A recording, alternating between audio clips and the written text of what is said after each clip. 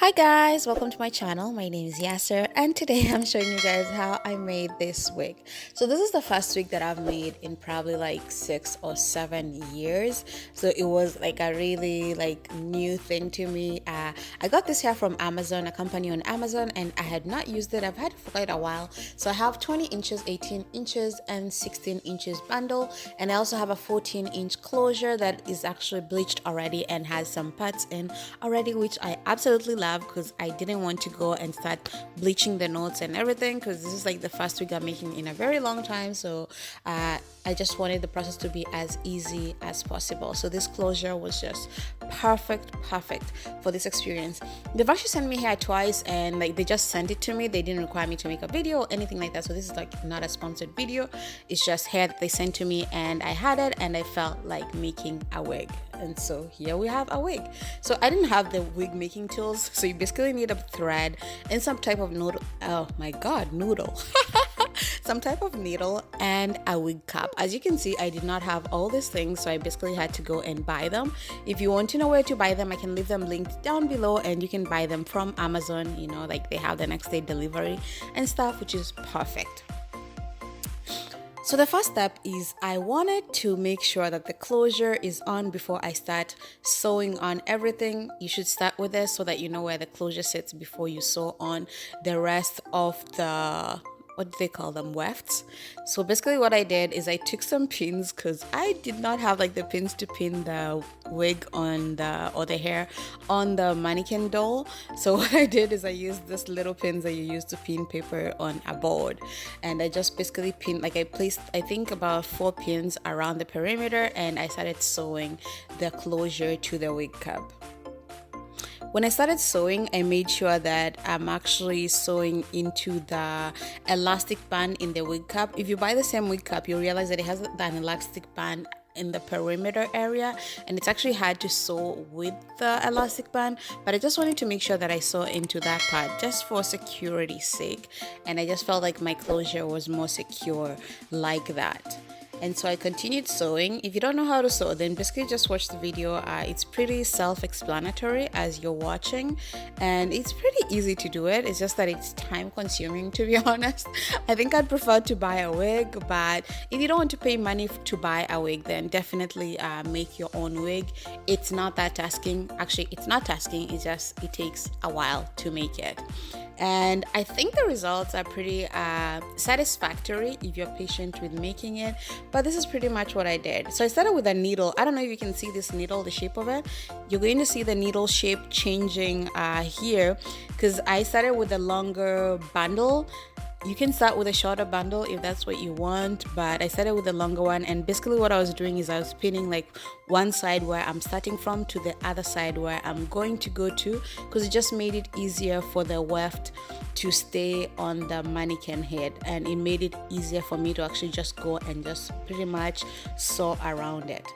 So as you can see at the beginning, again, I'm making sure that I'm sewing into the elastic band here at the beginning of the weft, and I have it like a single weft. If you want to do a double weft, you can do that, where you're basically aligning up the weft into like 2 pieces and then sewing it like that. You sew faster if that's what you want to do, and all you need to do if you're doing that is make sure that you're leaving larger spaces in between the layers of the wefts as you're sewing. Because I did a single weft, what I did is I sewed them really closely together, especially in the back, because I wanted to have a lot of hair in the back. I wanted my wig to look really full.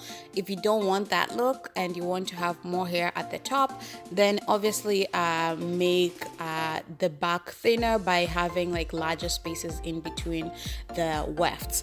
As you can see, mine, since like I did not want to cut it, all I was doing is basically folding it and then continuing sewing. I only did this for the first bundle, which is the 20-inch bundle, and half of the 18-inch bundle.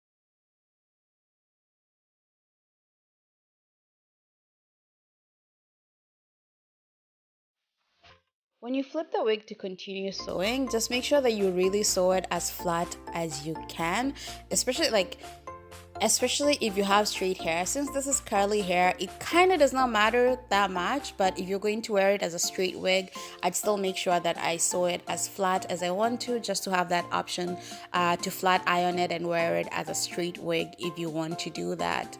But as you can see, I'm not doing like a lot. It's really basically a lot of repetition, and to be honest, I honestly got bored as I was sewing, and I went ahead and basically did stuff. I left the house, and I came back and I continued doing it. I'm making sure that I'm really securing the beginning and making sure that the weft will not move, and then I'm continuing to sew. But guys, like, if you can, please, like, just get those little pins. They just make your life so much easier to sew this wig down. So as you can see, I continue to do that. So at this point, I started doing like a single weft. This is after like the first bundle and a half of the 18-inch. So at this point, I just did like a single weft, and then I made sure that I cut it. So I was not folding the weft at this point because I wanted the top of my head to be as flat as possible. I was also spacing the wefts with like a little bit more space than I had at the back, just because I wanted it to lay flat. I didn't want it to be so full at the top. If you want the fullness at the top, you can go on ahead and do that, but I feel like it's more natural looking when it's not as full as the top. But if you have a lot of hair at the back, then the wig is still going to look very full and very nice. But yeah, this is the look that I went for, and I basically just continued sewing until I got to where the closure was at.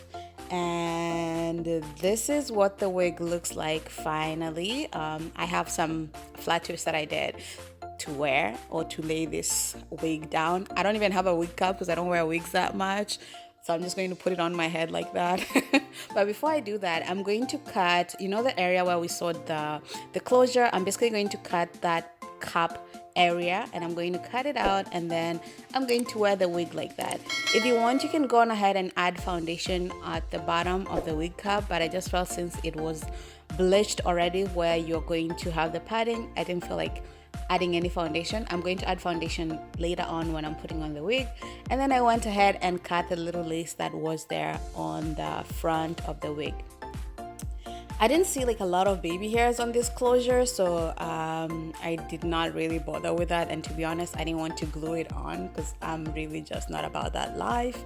And this is what it looks like on without me doing anything to it. I'm just basically right now trying to pull the little hairs to the front just to see how I can cover the wiggy looking closure at the front, but I'm not going to like glue it down. I'm just going to go with my got2b glue gel, and then I'm going to place like a little bit of the hair. I'm going to place a little bit on the hair, and then I'm basically just tucking it in behind my ear, and that's pretty much all I'm doing to cover the wiggy looking thing. And to pop back the curls in the hair, I went in with this Shea Curl Cream. I got it from Kenya. I'll leave their Instagram down below if you want to check them out. They have really nice products. And all I basically did is I mixed water in it and I sprayed it into the hair, which made the curls really pop, and it just made them really nice and very defined. Actually, I really love this hair. It's not shedding much. Like, I've had like a few pieces of hair shedding out, and I think it's because I was cutting the weft and I did not seal the wefts when I cut them. So yeah, so I think that's why I'm having like a very minimal shedding, to be honest. And the curls, as you can see, really like defined when you like add the water and a little bit of like sort of like the curl pudding to it. But I think just water would do the trick, but I just wanted to make sure that they are moisturized. And right now I'm going in with the foundation and I'm basically defining the part. If you want, you can go in with your concealer. I just don't like it when, I don't know. For me, I prefer just going in with the foundation because it just looks more natural and more similar to my skin tone than going in with my concealer. And at this point, I'm basically just playing with the hair because it's a little bit dry now, or more dry. And I'm basically playing with it because I want it to look a little bit fuller but still have the definition of the curls. But this is it for the video, guys. If you enjoyed it, don't forget to thumbs it up, and if you make a wig, let me know down below. And if there are any ways that I can improve my wig making skills, please let me know. Thanks for coming by, guys. Have a nice week. Bye.